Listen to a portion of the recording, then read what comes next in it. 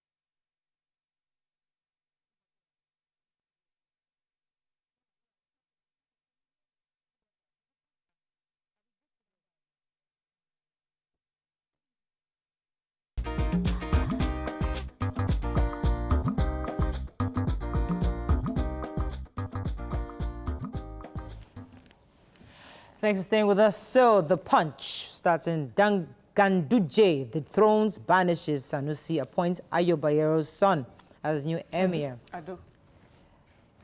Tenant pushes landlady to death over door closure. Ogun banks on World Bank $5 million to combat erosion. Lagos Assembly removes 2 officers, suspends 2. Policeman seeks ₦1 billion compensation from hospital for daughter's death. Get citizenship through investment. Island woos Nigerians. ASU declares 2-week warning strike. Alleges FG ignores agreement. Buhari fails to appoint heads of boards for 80 agencies. APC may set up caretaker committee and appointing acting chair.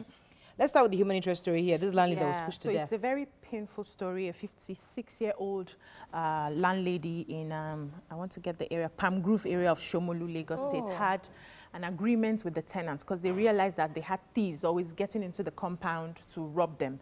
So they had an agreement to lock the gate at 11 p.m. every night and open as early as 5 a.m. But she told them that, I'm old, I can't be struggling to wake up and open the gates. But nobody decided to, nobody owned up, nobody wanted to open the gate. So she took the job on herself.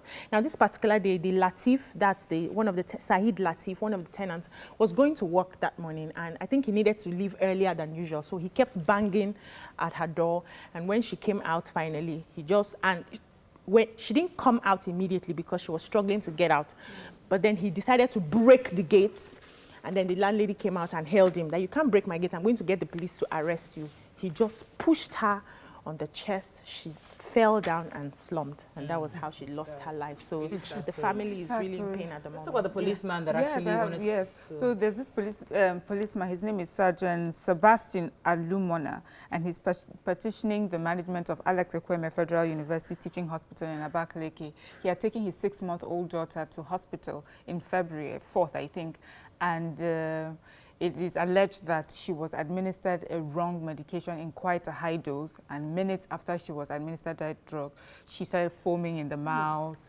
dry and gasping for air, and then she died. So he's asking, you know, that he's been, first of all, apart from that, also he says that he's been emotionally and psychologically traumatized because they held on to her body for a month. Whoa. So he's talked to his lawyers, they're talking to the hospital management, and I do hope this man gets I think the suit is in order. Is in order, and if the body has been tampered with, it makes it even better for him. Moving on to the agencies without heads and proper structure. So we have a lot of them, about 80 of them, according to the Punch direct report. Now they couldn't rely on the SGF office to give us the list of agencies without heads. Some of them include the EFCC, no substantive head, and the most painful is the Pension Commission, without a head and a board. in order. This is a commission that, you know, we are dealing already with serious issues of siphoning of funds and a lot of other very important agencies, including the airports, FAA, and all that. Okay, let's move on to The Nation. Sanusi deposed, banished as Bayero becomes Emir. State chairman back Oshiomhole. Budget 2020 cut inevitable, says minister. Lagos House of Assembly boils. ASU begins strike over payroll and others. Nigeria gets second COVID-19 case. Let's start with the ASU. ASU is yes. going on a strike. So the national president, that's of ASU, Professor Biodun Ogunyemi, is saying that this strike, they have embarked on a 2-week warning strike, according to them. So he's saying that the strike is aimed at compelling the federal government to implement the agreement that they had, the MOU between both parties that they had in 2009 and 2017. They are also complaining about non-remittance of third-party deductions from salaries of their members, and they haven't been paid their February salaries. They are also insisting on rejecting the IPPS, saying that they have a lot of fraud that's going on with that IPPS already started program. That even the Accountant General of the Federation even said so when he faced the committee to defend that IPPS. So, but the federal government said that this strike is illegal. They did not get the proper clarification before they commenced on the strike, but they have called them to have a meeting, so hopefully they will have that meeting. I mean, this issue of IPPIS has been on for a while, but we just hope that they can resolve it. Let me take Lagos State very quickly. So Lagos State had a bit of reshuffle and suspension of some of their officers in the House of Assembly. So the majority leader and the majority chief whip have been replaced by new leaders. So Honorable Nohim Adam from Etiosa State constituency is now the deputy majority leader, and then Mojisola Miranda is now the chief whip. They are replacing Honorable Olumi Wajimo and Honorable Erotimi Abiru. And some other honorables suspended are Moshood Oshun from the mainland constituency, and of course the one from Ibejuleki, Kazim Rahim Adewale. Okay. Moving on to Vanguard very quickly, Emir Sanusi II dethroned and banished. ABC's Game of Thrones crack widens as acting scribe takes charge. COVID-19, FG confirms another case. Social media bill, kill it, NUJ, CSOs, Amnesty International, others tell Senate. And OBJ writes, Emir Sanusi says dethronement sad and underserved.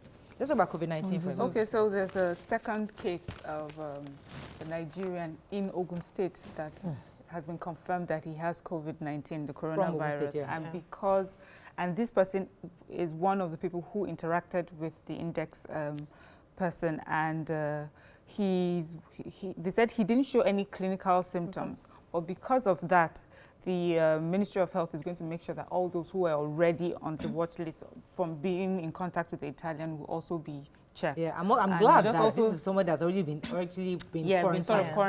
So the president set up a special task force to handle this, and that's the COVID-19, saying that they have a maximum of 6 months to be able to come up with solutions. And a lot of money has been put into this. And I'm happy with what the NCDC did, because initially they had to take the tests, take samples, ordered samples from all the people who had contact with the index, and that's why they were able to find out this particular case. The National Working Committee of the APC, yes, Oshiomhole's matter, my former governor, is not uncle. My former governor's issues are beginning to have a bit of light, because all the state chairmen of the APC have voted, giving him a vote of confidence. Is it all of them or a few of them? All of them. Okay. All of them, according to the Forum of the National State Chairmen of the APC, the State Chairman of the APC have voted, giving him a vote of confidence, and they're standing by him in these issues that is happening within the APC. Okay, Daily Trust, I think we've taken all the major headlines. Let's move on. Okay, is the SEC? Finally, sorry? SEC. Security and Exchange Commission. Oh, to close Ponzi schemes. So let me just read it out then. So Daily Trust, Ganduje finally removes Sanusi, appoints Bayero as new Kano Emir.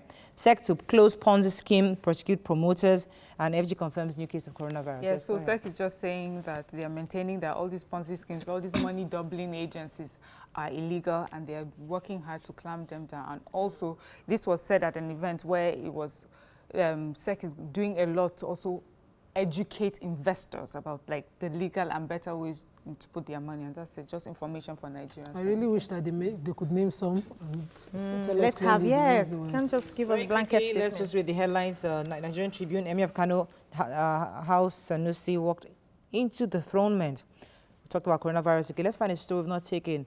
Kill social media bill. Stakeholders tell Senate. Who has that story? So there was a public hearing on Monday where they had to talk about the bill for the social media bill, so to speak. So Nigerians once again rejected it, saying that it runs against international laws that guarantees freedom of speech and expression, saying that the bill is poorly drafted, contains a lot of errors, and it's not for a place like Nigeria, so to speak. And it's also going to be giving so much powers to the police with this bill. So I hope now that they've heard the public saying that they don't want the bill, that it will lay to rest. Okoyemi had a hard time getting those guys at the stakeholders. The fact had a hard time getting them to come back because they didn't even allow him to land. At all. They just rejected it. The bill, they don't want. It's supposed to be a public hearing, but they didn't want to hear it. Okay, let me just run very quickly. This day says Sanusi's dethronement, banishment, raise legal constitutional issues. And that's what we'll be talking about on our hot topic. The issues around the banishment of the former Emir of Kano State. Stay with us. We'll be right back.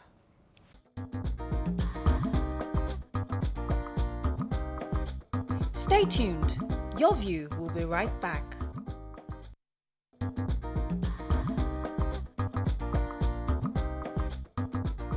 Welcome back to Your View. Thanks for staying with us. So you know we like to talk about only hot news in Nigeria. Yesterday, the Kano State government, held by the almighty Abdullahi Ganduje, announced the sacking of Emir of Kano, Muhammad Sanusi II. According to reports, the removal was reached to safeguard the sanctity, culture, tradition, religion, and prestige of the Kano Emirate built over 1,000 years. Now, what are your thoughts on this? The news is all over town. We'd like to open our phone lines 0708 0668 014. You can also tweet to us at TVC Connect. Please hashtag YourViewTVC so we can read your tweets. We'd like to hear Nigerians' views on this, but please, I must add, you cannot insult. The objective is to hear your thoughts. Let's not insult anybody and let's respect the integrity of the Emirate. So, but just share your views. Let me start with the northern auntie amongst it. So this matter has happened. And I just thought about Mariam that, okay, what's happening? No, this is Kano, this is far not above my pay grade. But when you heard the news, what came to mind? The message you just read where he says is to sort of safeguard the sanctity, and for me it seemed funny because I felt that when you whittled down the Emirate into 4 different, you had sort of reduced the integrity and whittled down, demystified it already. So it seemed like you, the governor, was the one that started this demystifying of the Emirate. But I like what the former Emir said. He says it's God that puts you there and he will take you out. And whenever, you just never know, but whenever it happens. So it was very gracious, and it was important that he did that because whether we like it or not, there will be 2 sides. There'll be people who feel really upset and maybe agitating for all sorts of violence, and so to hear him take that position and speak and call people, so it's very important. I think leaders, we need more. whether whatever side we're on, we should remember that there'll be people who think that they can take up arms and for our sake. Let me take this conversation to Nima, because I know Nima, you're also in the papers when, not in the papers, you were on Your View when doing that 2015, during the Jonathan administration, where the former Emir was very, very vocal. We've always seen him to be someone that spoke against the status quo. And so then he was against the economics plans of the government at the time. He said at the time that there was X amount of $1 million missing. And then he moved on to the CBN governor. He was ousted. And then we've seen him, even as an Emir, speak totally against the northern Al-Majri system, spoken against a lot of behaviors, especially Islam, the perception of Islam being seen as a religion of poverty, and he was really strong against that. In your view, as a Muslim, do you see him as somebody who was speaking on behalf of Muslim, or do you think he was actually speaking against the ethos of Islam? Those who have watched this show will know that I have deep respect for him. He's not a perfect person. We are not all perfect as well. So he has his excesses. At the time, some people criticized him for not getting his figures right when he called on the government on the missing funds. And today we are investigating DSA, and in fact, she's refusing to be repatriated for trial. So yes, when he raised the issue, figures were not right. Okonjo-Iweala contested it. Yes, a lot of things were not right. But we found out there was that iota of truth to what he said every time, because yes, he's not perfect. He makes his mistakes, but he creates that conversation that makes us investigate, and we always find the dead bone or the skeletons that they were trying to bury. Now, when he became emir, I had issues. I always had issues with clerics, Islamic clerics, people trying to whittle down the message, trying to cover it to the extent that we have extremism here and there because people don't get the pristine message of Islam. Fast forward, this emir comes and is questioning norms. This is the norm that the governor of Kano State considers over 1,000 years old that they must maintain. These norms and traditions that have continued to impoverish their people, this rank-a-day-day mentality up north that the elite is so wide, the gap is too wide. The gap between the poor and the rich is extremely wide. It should worry any conscientious person, which is what I love this emir for. This conversation that he has started, posterity will judge him clean.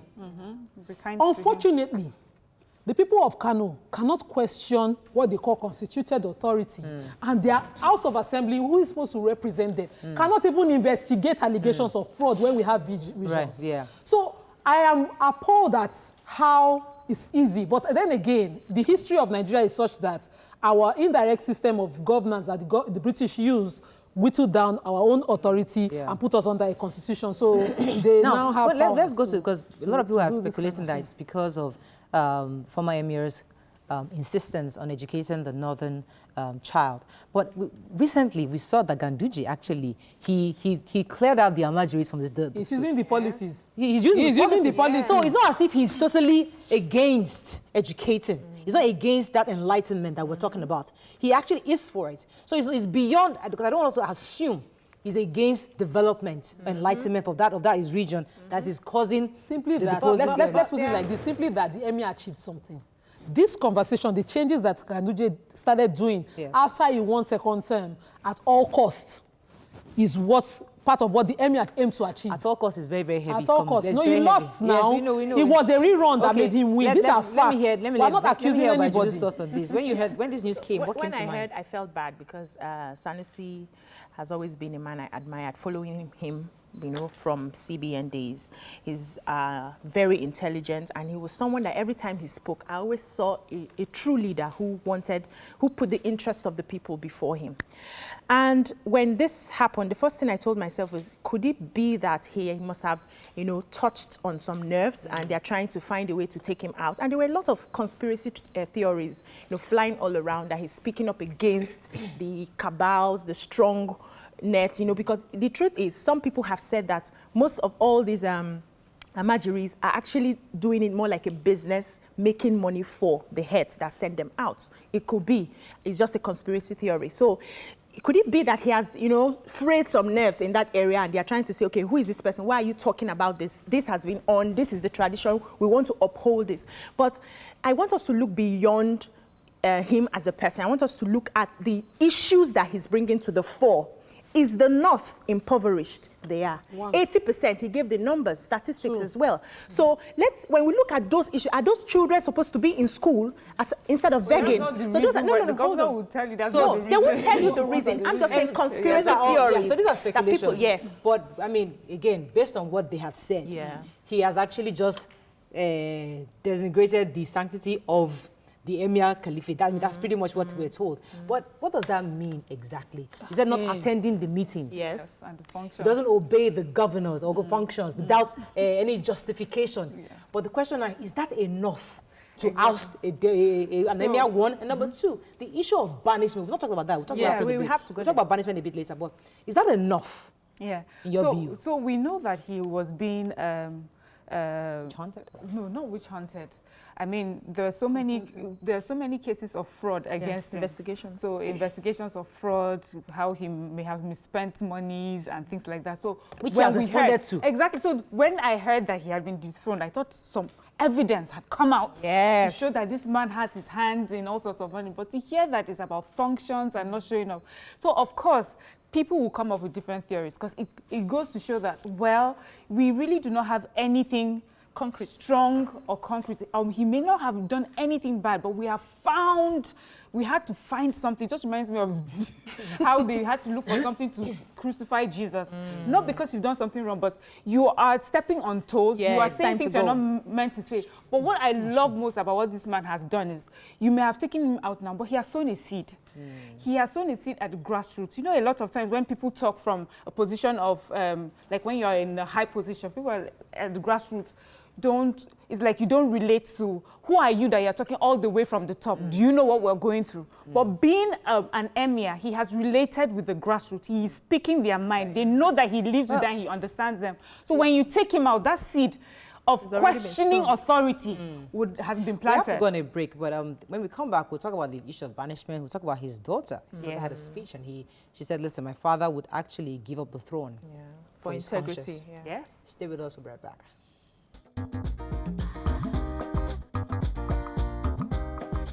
Stay tuned. Your View will be right back.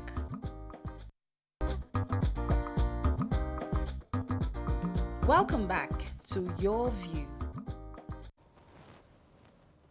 So thanks for staying with us. So the issue of banishment, is the governor of a state empowered to banish anyone, really? And I know that the local law for the emir in Kano State is that after you've been ousted, you can actually be banished. But the constitution, which supersedes that, can override that, because the constitution does give us that liberty to live in anywhere we choose as citizens. So my question to you, therefore, can he be banished? He cannot. It is illegal, it's unconstitutional, and to that extent, it is null and void. Now, the constitution on which the governor relied to gain the powers to dethrone him is the same constitution that gives him the power to his own personal liberty, his own freedom and right to move freely within his country, and all sections of Chapter 4 that guarantees his human rights. And to that extent, the powers of the governor is also clipped. Traditionally, when an emir is dethroned, he has to be banished because two emirs cannot lead the kingdom. The same so for people not to have factions and alliances that they have to declare, that's they why need you to have take him out of So maybe that's because we have pictures of him actually, I think, in Nasarawa already. The videos showing him. He used to be one emirate in those days. These are the clips in the some video. areas were lower, and even the first time his own grandfather was banished, he was taken to that area as well, somewhere in Nasarawa State. So that's how it is. But when it was done in Kebbi State, we have a precedent in law where the court ruled that to the extent that it contravenes the constitutional rights and human rights of that emir at the time, cannot be banished. Okay, let me take this call. Good morning, are you there? Yeah, I'm still here. Thanks for calling. Go ahead, please. Well, my name is Wale. Wale, go ahead. Yeah, I have to thank Nima. Nima has really nailed, nailed it on the ground. For the fact that Sanusi is a man that is controversial, but at the same time, he's a man that cannot be pushed aside. He is there for us to sit to and be saying it. But the power can be those like him. That is the point. We all know it's antecedent while he was the central bank. And when he became the emir, he was also outspoken, saying the truth and telling the whole world that there's need for kids in the north, that northern children, many of them are out of school, that many of the policies of government are not encouraging development in the north. All these are things that is put on the ground, and these are the truth. But Thank you very much, Wale. I have a question for Nima. Yeah, so now that you have established that the constitution overrides that constitution used in the emirate for the banishment, if he so chooses to stay in that environment, and not because he was weeks away. I heard he was arrested and taken out of the town. But if he wants, is there any way he can appeal to remain in that place, or must he? In fact, he doesn't have to appeal. Okay. As he is now, his rights to freedom of movement and his personal liberty is being abused. Okay. So he can walk into Kano and exist. But as a custodian of tradition, which I believe I want to believe he's willing to conform to this, and I'm sure he won't even stay in the country. The kind of person, because I know that there's still that group of elites in the north who will not allow him be dishonored and disgraced like this. He will probably most likely leave the country to Morocco. So also there's the conversation of what the role of a traditional ruler should be, and if he overstepped. Yes, he has many admirers. We admire him for speaking the truth to constituted authority. But the thing is, what is a traditional ruler meant to do? How is he supposed to speak? Did he in any way go beyond the powers or his authority? And if he was that sort of, people have said, if you are that vocal and you have so much to say or do, why limit yourself to a traditional stool when you could have done much more? A lot of people had hoped that he would run for governor or for president, or for, you know, things like that, where they feel that he would have made a lot more impact with the powers that comes with that office. So maybe we should look at that, and that is why also I agree that he may not contest his banishment per se, because he would want to make sure that as being the custodian of such a tradition, he follows it to the letter. Let me take this call from Yakub. He's been holding for a while. Good morning, Yakub. Are you there? I'm there, Mora. Good morning. Thanks for calling. Go ahead, please. Good morning to you all. Yes. Morning. Mora, let's look it deeply more at this. I listened to Babajide Otitoloju yesterday on a journalist hangout. Then he says a lot of things. You cannot rule out politics in this kind of situations. If you could remember, the former governor of Kano State, Rabi Musa Kwankwaso, he was the one that made Emir Sanusi, former Emir of Kano State, as Emir. And then, if you can be able to look inward, you will see the infighting between the present governor and the former governor of that state. That is number one. Number two, the last caller says that Emir is a controversial person. Yes, there's no doubt about it. And then yesterday, Babajide Otitoloju says a lot of things. One of it is that there's some station whereby Emir says some certain things that the power that being in that state, they don't like it. And then when they call them to the meeting, the governor of the state was made to know that he says, I have a doctorate, I have this, I have that. My wife have doctorate, they have this, they have that. Meanwhile, you as an engineer, you don't have authority. Why are you talking like this and all that? So, Morayo, let's say this. You see, the man has been dethroned, but for me, for the banish of that man in that state, I don't subscribe to it. He must go to court to challenge that very particular aspect. Thank you very much, Jakub. Let me go to the issue. Thank you very much, Jakub. Let me go to the issue of, because I know that Sanusi Lamido II actually loves his religion, and his culture, and you could see you can hear the pain in his voice when he's giving the speeches, especially the fact that how Islam has been misrepresented, and there's so much capacity for the northern elite that they've actually totally taken advantage of. They've not totally harnessed the opportunities available in the north. So if we are able to separate issues, as I always say, compartmentalize the issues. Yes, you shouldn't be speaking against your boss. He is the governor, and obviously he has that constitutional authority over you. Yes. There's that part. But there's also that part where you feel a superior allegiance to Allah, where you feel that your people must be emancipated. So there are different. So there are different parts. So you must give account. So there are different parts of it. So how do we navigate through all these issues? I think for me, quickly, it's just we need to get to a point where we fit in the right things where they're supposed to be, which is, as a leader, what is the first responsibility you have? Truth and integrity. No matter whose ox is God, it doesn't matter. Now, he is speaking up because he has seen that for the not to be developed, there are certain things that needs to be dropped. And he's standing up for it. I think the people who are sitting at the moment, who are thinking this person is touching us somewhere, should be looking at the end result. If we go by what this guy is saying, are we going to improve the North? Are we going to improve the state? May I inform us again and remind us that when the Kano bombing happened, as CBN governor, he used his discretion to award 100 million intervention to the people of Kano. This is someone who is genuinely concerned about the poverty level of his people. He got in trouble for that, remember? He got in trouble for that, but he put them first. He put the people of Kano first. That's something that they are... Okay, now, when he was interviewed, okay, I needed to learn this thing. I think when he was interviewed on why he wasn't running for governorship as for a political office as against a traditional stool, he said as a politician, something would give. And that thing he doesn't have. And we know the way politics is done in our country such that you lose integrity at some point. That is he stood for the traditional stool. He believed in it. Unfortunately, the British did us a disservice. They whittled down our traditional stool to having direct system of government. And that's where we asked them. No, they brought it under the constitution. You shouldn't have this. You have a direction over your people. Good morning. Are you there? Yeah, I'm there. Good morning. Go ahead, please. Sorry to take your time. You can see, as far as I'm concerned, Emir of Kano's case is political. Because if you remember, he was a close to Kwanso. Gandhi and Kwanso don't agree.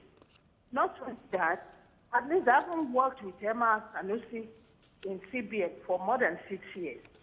He's somebody who tolerates injustice. No matter who you are, he will say it's mine. Said it all about that man. He cannot hide his feelings. Fortunately, the position he occupies does not allow him to come out and be himself. So now the event will prove itself. I just wish him long life, strong health. Thank you very much. I love Let me go back. Let me go back to the point you made, which is very, very important.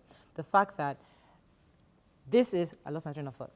Go ahead. I was going to say, you can choose to be a rebel because you know a lot of things do not happen when you are comfortable.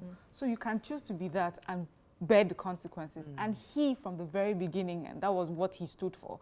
I mean, some of us saw the video of his daughter talking at some years back and saying that her father does not mind being the most unpopular emir as long as he stands for truth. And for her, he better represented what integrity stands for. So people have decided, across the world, in many different scenarios, you find people who have decided to speak against authority because they felt that the interests that mattered were not being addressed. And so he has chosen that path. And if it means that this is how it ends, where he's banished, I just hope that the banishment does not include that he cannot chase other things, that he cannot do other things, that it means that we hold him down economically and otherwise. So I love the fact that, he was prepared for this. He knew what he was risking and he knew the consequence and he was ready for this to happen. I love the fact, I like the people of Kano to sit now and make this happen, because the last conference where he spoke, the Sultan of Sokoto was in agreement. All the verses of the Quran being quoted were not disputed by either all the scholars sitting or the Emir of Sokoto, or the Sultan of Sokoto, or other emirs not verbally, they didn't tell us. We read, I took the story in the papers. I took the story in the papers, I'm talking about a month ago. I saw the video. So he spoke, he quoted the Quran and he talked against begging. He spoke clearly against begging. He spoke against the Madrid system. He spoke against having children you cannot cater for, pushing your children into the streets. He quoted the Quran against and the Sultan spoke at that event in agreement with him. I want to believe that the message has been passed. Okay, fine. But do you think, at this one, you answer the question, we come back, that it will make a whole lot of difference if the Sultan speaks about this moment, either for or against what just happened to the Sultan, to the Emir, former Emir of Kano? Stay with us, we'll be right back. Stay tuned. Your View will be right back. Welcome back to Your View.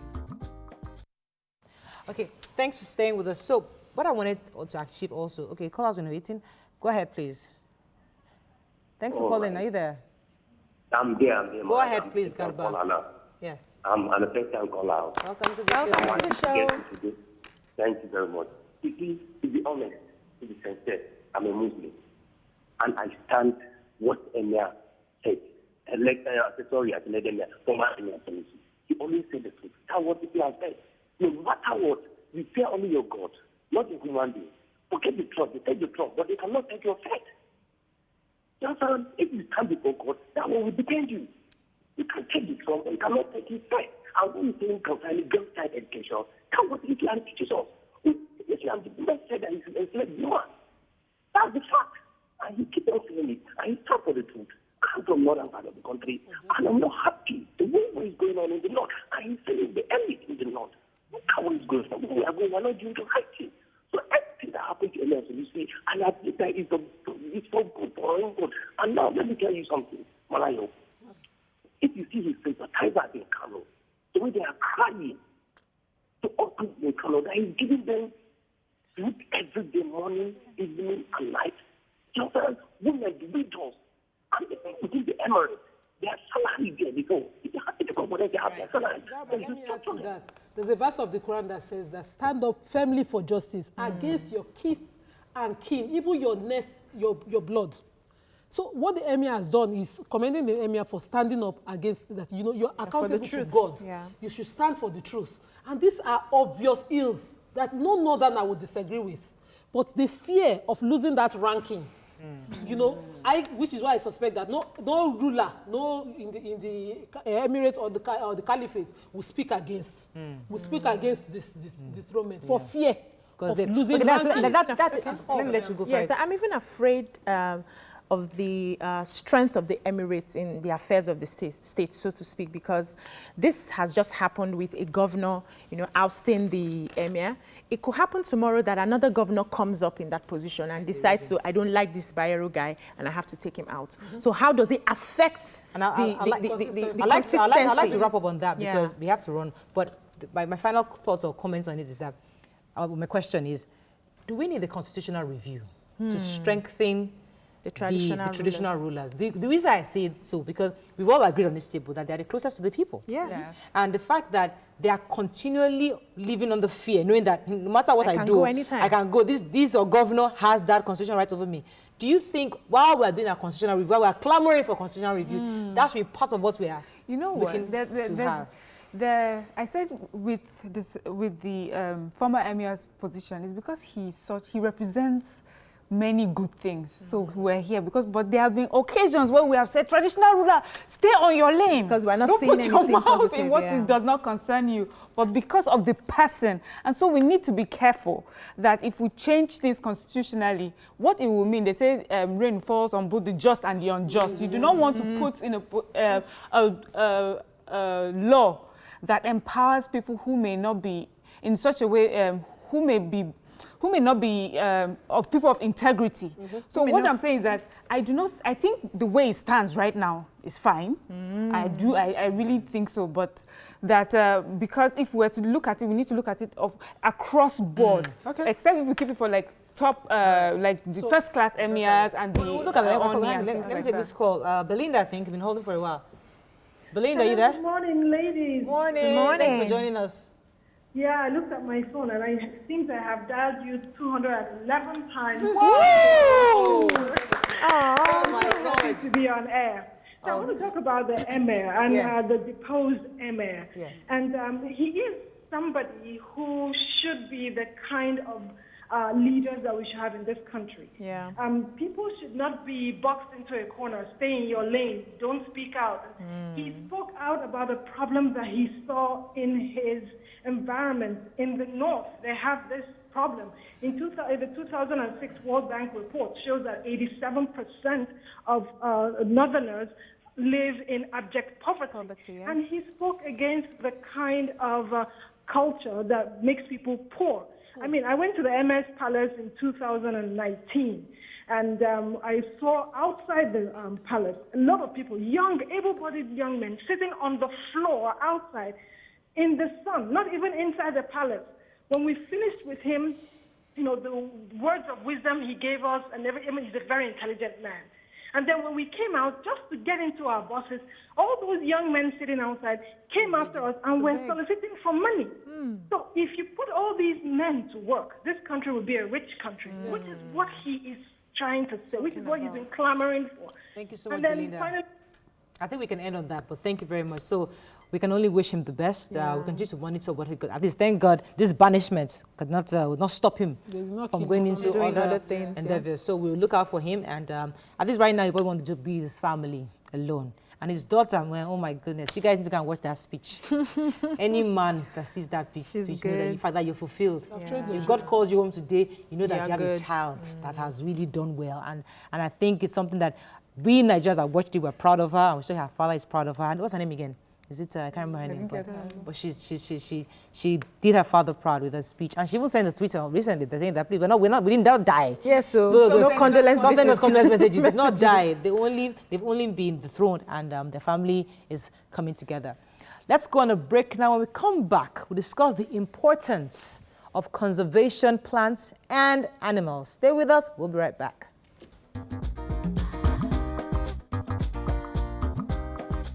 Stay tuned. Your View will be right back.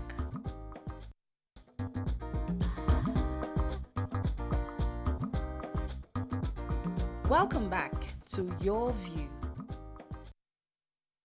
Thanks for staying with us. So, report has it that over the last 4 decades, human activities have greatly pushed some animal species to near extinction, with an estimated loss of about 10,000 species per year, accounting for the loss of half of the world's wildlife population. Pretty sad. Joining us on the show is the head Communications Nigerian Conservation Foundation, Mr. Oladapo Soneye. Welcome to the show, sir. Thank you for having me. You can call us on 0708-0668-014. You can also tweet us at TVC Connect. Please hashtag YourViewTVC so we can read the tweets. All right, so when Mariam went to the Conservation Center, she came back with so many stories. You know, I've been there only once, it was many years ago, so I can't remember.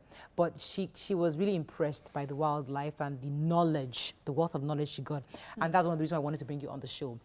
Because obviously we need to understand and appreciate the wildlife and the fact that many activities we do are pushing these animals into extinction. Could you tell us more about what the realities of our behaviors?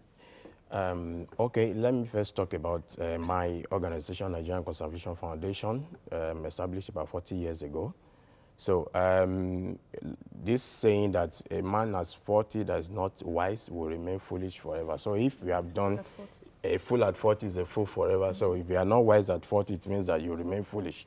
So all the things we have been able to do as NCF has shown that we have brought wisdom to the table.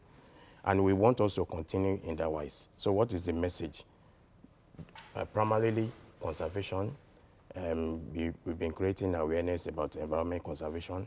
We have been doing environmental education. Then we have been handling certain projects that have to do with the environment. I want us to be specific because Nigerians don't understand this. I'll break it down. As a communication person, I will speak, I won't talk technical so that you can understand it. Now, what do we mean?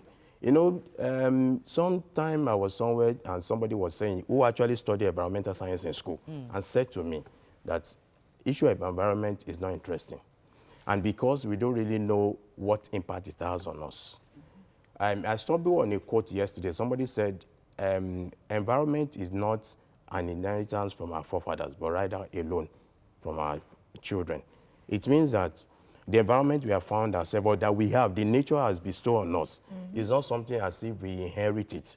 It's something that we have to guide jealously and hand over, nurture and hand over to our children. Yeah. Because if we don't handle it very well, then we don't have anywhere to stay. Now, for you to survive, you need to preserve the environment.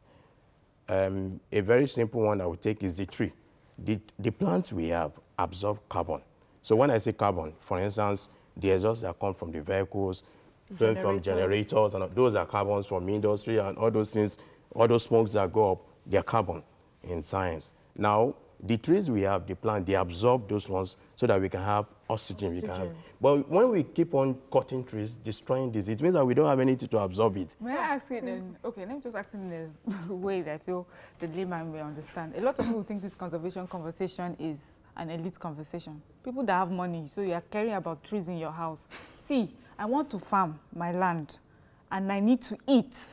Why should this conversation about conservation matter to me? Because you are alive, because you have breath.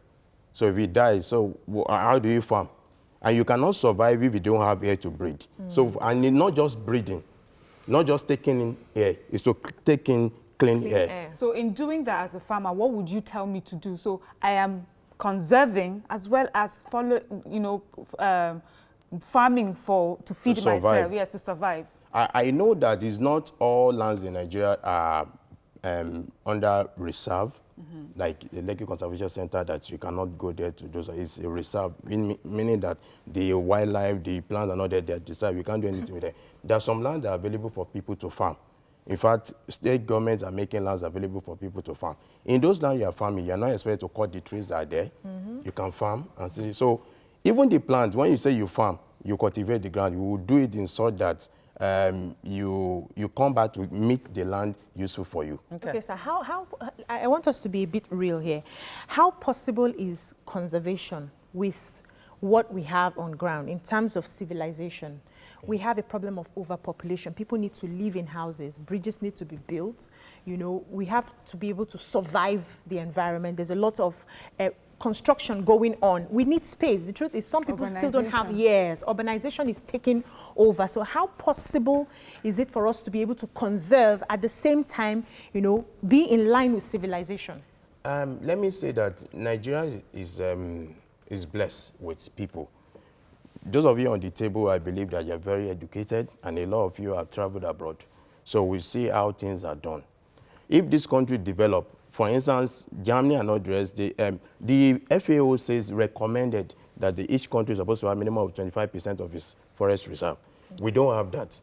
What we have now is probably maybe around 5%. We have destroyed what we should reserve. So how do they do their own and they still have the 25%? It means that they take the knowledge serious and they are doing what is expected.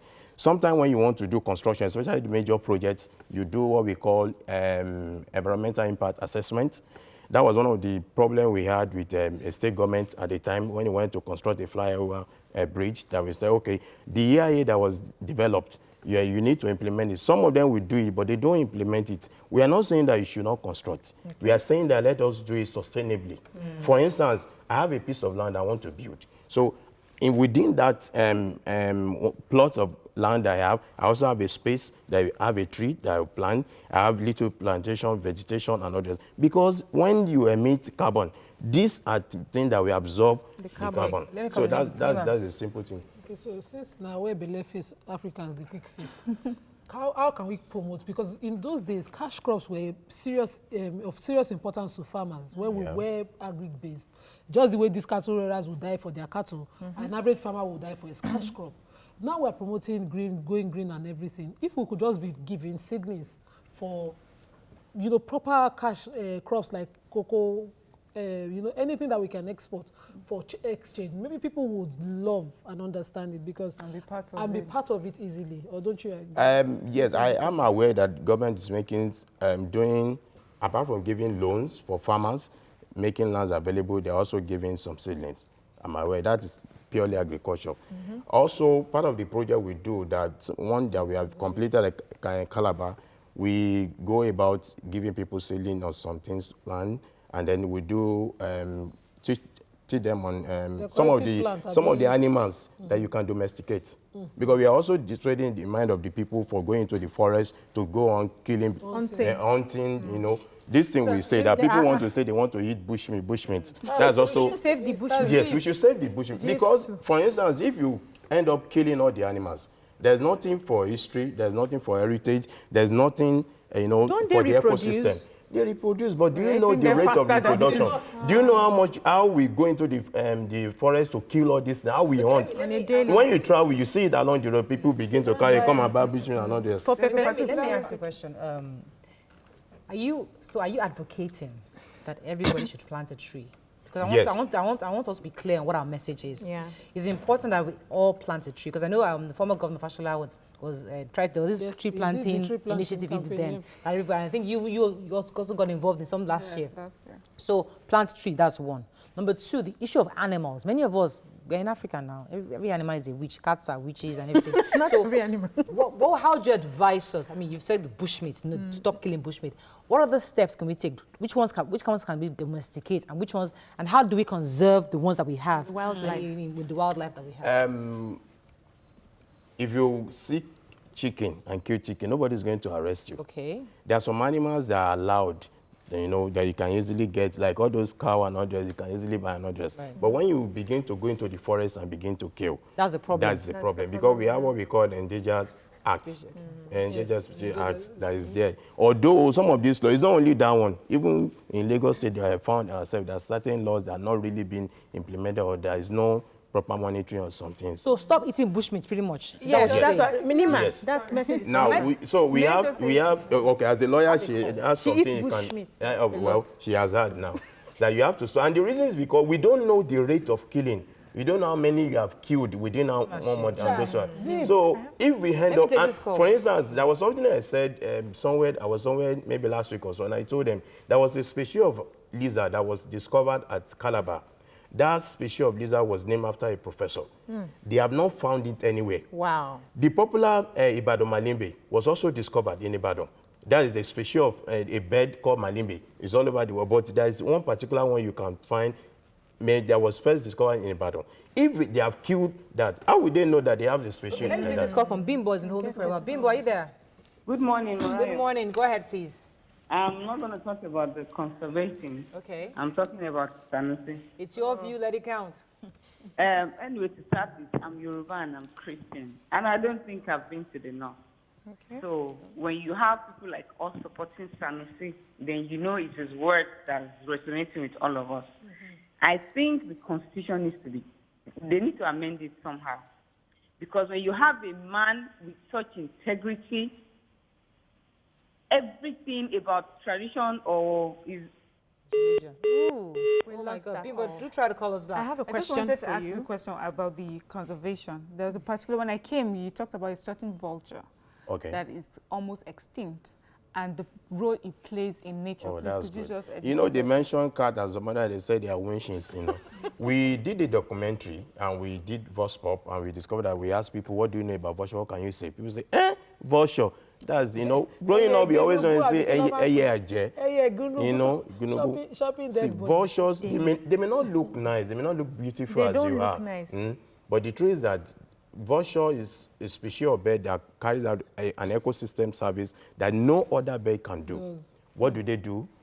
They feed on carcasses, dead animal. So if we leave dead animal and we don't have anything with it, then that would be spread of disease. Then when there's spread of disease, then we are dying. So God, in his wisdom, has created all these things for us, to help us. Yes. Then we go ahead and we are killing vulture at side like this, sighting that you kill them. In those days when we were growing up, at abattoirs, you see vultures everywhere. These days, if you go around, in fact, I was part of the team that conducted a research in Southwest State. We went around and we began to visit vulture and markets, and we're trying to see. You could hardly find a single vulture. They don't chop them. And people are killing them. People are killing them for meat. People are killing them because they hate them. People are killing them for no reason. I need to say it on here. Thank God for this opportunity. We need to stop killing vulture and every other bird. And because if you don't stop it and this bird goes into extinction, then we are dead. Because we have more disease spread. Yes, what of owls? Nigerians kill owls a lot. My neighbor caught owl, go and lay egg in the roof. He cast her by the put it on. I know. You see, we are getting that bird. I love it so much. Do you know why? That's still the only bird that will turn the head around. Wonderful. And is a nocturnal, is operates mostly at night. So it's love. I don't know why we don't appreciate these animals. We have to start suspecting you now. May I even ask? Let's even talk about. Let's even talk about the benefits of conservation, because I have been to countries where I know that they make a lot of money by having people coming to visit and see those animals that you don't naturally get in your own habitat. So what would you suggest that we do as the government? What would you suggest to the government in order for them to make, because we are still looking for money, we want to generate revenue to be able to sort our minimum wage and all of that. How would you use conservation to make money for? Okay, let me first appreciate Lagos State government has invested so much in Lekki Conservation Center. The suspended bridge we have, which we call Canopy Walkway, was built by Lagos State Government, Raju Fashola's time. Until now, we still have, and there is a program we normally do in collaboration with the Ministry of Environment, we call it Work for Nature in October. So some other governments too have also been supporting in the program. On Monday, I was in Owerri to celebrate World Wildlife Day in partnership with the Imo State government. Okay. So we need to thank. Now, it means that Lagos State government in particular understand the importance of ecotourism. Now, what do we government need to do? Presently, there's a wildlife park in Imo that the community people are asking that the government should release the land. They want to sell it because they did not understand or appreciate the conservation. And now government need to come in to explain to them what they stand to benefit. They don't see it then. One, when you conserve this thing, like I said, those trees there will absorb carbon. If you want to do it, if you come to our Lekki Conservation Center, just spend a few hours, you see the hair you breathe is totally different. Yes. I love this. So we need that. And then these animals are preserved, then you can see something. You know, although when you come, it's not say we don't have other animals, but the truth is that you can easily see monkey when you come to our center. But there are other animals that are there. You may not see crocodile, you may not see snake, you may not see that, but they are there. But so when you see them in their natural habitat, they do also. I don't know how you feel. You should get excited. You're happy and because it's that animal. Yes, so you make money. Money has a call. Hang in there. Let me call. Do you have a call? Thanks for calling. Hello. Go ahead, please. Yes, go ahead. Hi. Good morning. My name is Jibril calling from Berlin. Yes, go ahead. I'm a first-time caller. Thanks for calling. Welcome to the show. Actually, I want to say about Lamido, about the... It's your view. Let it count. The former king. Yes, go ahead. About the situation going in Nigeria, because I'm not really happy. I'm really everything watching the news of what's going on in the north, about the Al-Najiris. What's going on in the north, about the Al-Najiris. I think our government has to look about this issue because the way it's going on in Nigeria is really, really bad. As for me, I've been in general for like 3 years, but if everything is okay, we don't have to go up to abroad to hustle. There is nothing in Nigeria. Please, our government should do something about it. Okay. Thank you very much, and I really appreciate your work on your view. Thanks for your call, Jibril. Really appreciate it. Look, I have to go on a quick break, I think. But I think if we don't do anything in this show today, we must tell Nigerians, especially those who kill animals. They don't. Once not a dog, I think they kill cats. Yes, they kill kill cats. dogs too. Oh, they kill dogs. Yes, some areas. You get to Ondo, you eat a lot of they use it for pepper dogs. soup and So we need to stop killing. Let's go on a quick break. We'll be right back. Oh, very good. Staying.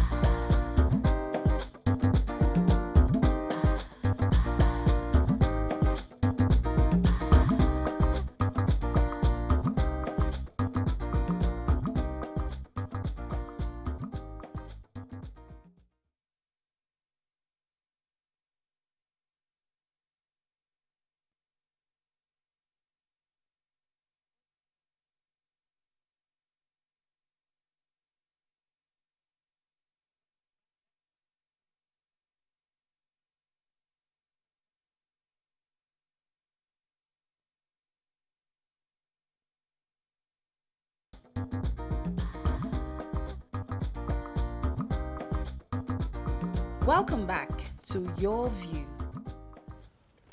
All right. Final comments on Yes, what you want Nigerians to do. Yeah. Yeah. So my question is, a lot of us are old and we grew up on everything is a witch. How do we make sure that these young ones coming up have a different mindset? What is okay, that's where environmental education comes in. We have a unit that is saddled with that responsibility that's been going to school, set up conservation clubs in schools. So if you have any, maybe your school that your children are, you can inform us. We'll come set up. Our institutions, a lot of universities have conservation clubs in their school presently, and we also invite them to visit our project centers. Yeah. So it's not only the conservation center that we have, but that one is owned by us. We have others. We have in Finima, there's 1,000 hectares. We have all over Nigeria. We are even planning to set up one very soon in Abuja. So when we set up the Conservation Club, we invite those schools, they come to the center, they see it beyond what we tell them. And then we also train the teachers to know what to do about activity. So the day my son saw like a grasshopper or something, he kept it and he was so excited, and he wanted to keep it. And obviously, when some people came into the house, King William, some people, you know, some people now. But is that the right approach? Do we let kids begin to love animals, or do we really acknowledge that these animals can actually be very dangerous, or can actually be? I don't think grasshopper. No, they should allow the children. In fact, it's even good for you if you have your children that they're interested in environment, in animals. Now, it's they should even have pets? yes. They should have pets. If the one that is allowed is allowed, but of course, we are not encouraging pets or caging animals. Okay, no. That's it. Our own is let them be. Leave them in the forest reserve we have, the animals and their natural habitat are not there. So you can also join us in this activity by becoming member of NCF. So you can join. When you visit our website, www. Hey, no, man, you're not people. Please don't cause in trouble. I beg. Thank you very much. We have to run because this is not something one person or one organization can do. So they'll Google it. Google it and find it. They can't search for it online. All right, we have to run. But thank you so much for coming on the show. But I think we should tell those of us that are binding and casting. Please, if you see a bird, let it go. Nigerians are too spiritual and we are over spiritual. And we are not spiritual. We're not spiritual, we're religious. We are only religious. So leave the birds. We don't know anything about God. But if you catch an owl, can they bring them to you? Yes. People come, they bring them, snake, and we reintroduce them into the reserve. Oh, that's good. If you see an owl, or call the numbers you've online, and then they'll come and pick up the owl themselves. A vulture. Anyway, that's all we can say. Have a fabulous day. We'll see you tomorrow. Bye-bye.